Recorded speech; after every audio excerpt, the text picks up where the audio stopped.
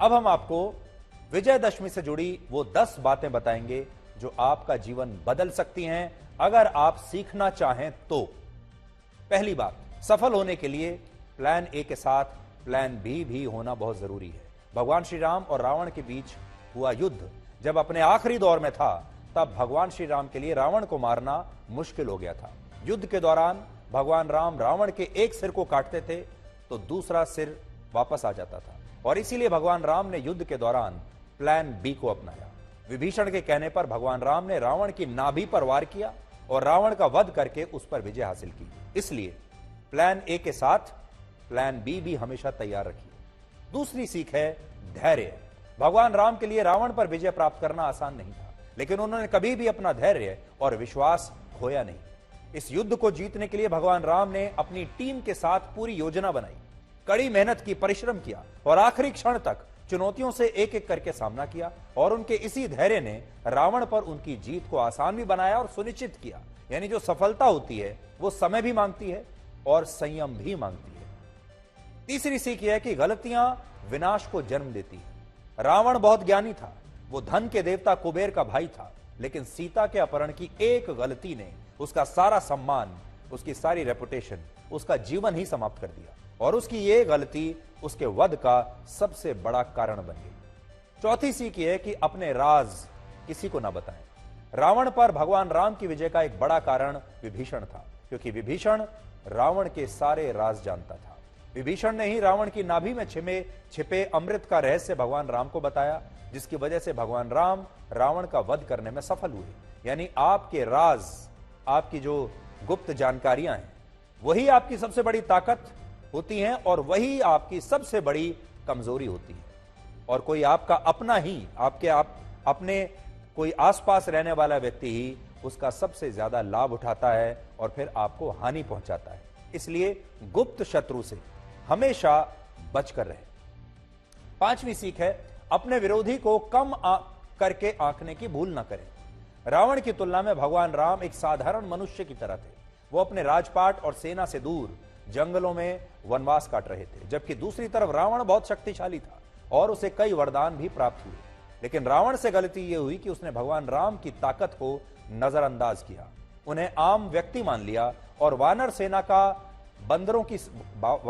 को बंदरों की सेना कहकर उनका मजाक उड़ाया। यानी रावण ने जिस तरह भगवान राम की ताकत को कम करके आंका, उससे वो इस युद्ध में हारा। छठी सीख है सही व्यक्ति को सही काम देना। भगवान राम के व्यक्तित्व का सबसे महत्वपूर्ण गुण था लीडरशिप क्वालिटी। भगवान राम ने जिस तरह से वानरों की सेना का नेतृत्व किया वो अद्भुत था। शुरुआत में वानर सेना भगवान राम के साथ नहीं थी, लेकिन बाद में उन्होंने शबरी, केवट और वानरों के साथ अपनी नेटवर्किंग बहुत मजबूत की, उनके साथ एक रिश्ता बनाया और टीम के हर सदस्य की ताकत को पहचाना, जाना, परखा और फिर सही व्यक्ति को सही काम दिया। यानी एक अच्छे लीडर को यह समझना चाहिए कि उसकी टीम में किस सदस्य की क्या खासियत है और किसे क्या काम देना चाहिए, और यह खासियत भगवान श्री राम के पास थी। सातवीं सीख है भय बिन प्रीत ना हुई। लंका पर आक्रमण के समय भगवान राम ने बहुत आदर के साथ समुद्र से मार्ग देने को कहा। 3 दिन बीत गए, लेकिन जब समुद्र पर आग्रह का कोई असर नहीं हुआ, तब भगवान राम समझ गए कि अपनी शक्ति से उसमें भय उत्पन्न करना अनिवार्य है। और यही मंत्र व्यावहारिक जीवन में भी लागू होता है। कभी कभी व्यक्ति को समझाने के लिए उंगली टेढ़ी करना आवश्यक होता है, अपनी शक्ति दिखाना आवश्यक तो होता है। 8वीं सीख है अपनी मर्यादा को समझें। लक्ष्मण ने सीता की सुरक्षा के लिए लक्ष्मण रेखा बनाई। रावण ने धोखे से सीता को लक्ष्मण रेखा लांघने के लिए मजबूर किया और उनका अपहरण किया। यह सीता की गलती थी। मैनेजमेंट की दृष्टि से यह बहुत जरूरी सबक है, क्योंकि कई बार छोटे छोटे लालच लोगों को उनकी सीमाओं से बाहर जाने के लिए बाध्य करते हैं, लक्ष्मण रेखा को लांघने के लिए बाध्य करते हैं, और बाद में जब उन्हें धोखा मिलता है तो तब तक जीवन पटरी से उतर चुका होता है। इसलिए आपके जीवन में भी एक लक्ष्मण रेखा जरूर होगी, हर एक के जीवन में होती है। उस लक्ष्मण रेखा को बहुत सोच समझकर लांघना चाहिए। 9वीं सीख है आपदा में अवसर। युद्ध से पहले भगवान श्री राम अपना दूत बनाकर हनुमान जी को रावण के पास उन्होंने भेजा, और रावण के सैनिकों ने हनुमान जी की पूंछ में आग लगा दी। लेकिन हनुमान जी ने आग बुझाने की कोशिश नहीं की, बल्कि आपदा में अवसर देखा और उन्होंने अपना प्रेजेंस ऑफ माइंड दिखाया और पूंछ में लगी आग से सोने की लंका को जला दिया और अपनी ताकत रावण को दिखा दी। और आखिरी और 10वीं सीख है स्वाभिमान। भगवान राम अपनी पत्नी सीता और भाई लक्ष्मण के साथ 14 वर्ष का वनवास काट रहे थे। उनकी रावण से लड़ाई राजपाट या पैसे को लेकर नहीं थी, यह स्वाभिमान की लड़ाई थी। रावण ने सीता का हरण किया, यह सीधे तौर पर श्री राम के स्वाभिमान पर चोट थी। तो स्वाभिमान की लड़ाई कहां तक जा सकती है, यह भी आप सबको आज समझना चाहिए। अलग अलग मान्यताओं के अनुसार भगवान राम और रावण के बीच आज से लगभग 9,500 वर्ष पहले यह युद्ध लड़ा गया था और तभी से हमारे देश में रावण पर भगवान राम की विजय प्राप्ति को बुराई पर अच्छाई की जीत कहकर पुकारा जाता है, देखा जाता है, समझा जाता है। हर दशहरे पर आप यही सुनते हैं कि यह बुराई पर अच्छाई की जीत है। सोचिए 9,500 वर्ष से हमारा देश बुराई पर अच्छाई की जीत का उत्सव मनाता चला आ रहा है, लेकिन यह बुराई ऐसी है कि आज तक समाप्त ही नहीं हो पाई। कैसी बुराई होगी? यह ऐसा रावण है जो आज तक मरने का नाम नहीं ले रहा। रामायण काल का युद्ध जमीन जायदाद के लिए नहीं लड़ा गया था, बल्कि यह युद्ध सीता जी की पवित्रता को ठेस पहुंचाने और सीता जी का अपमान करने के खिलाफ हुआ था।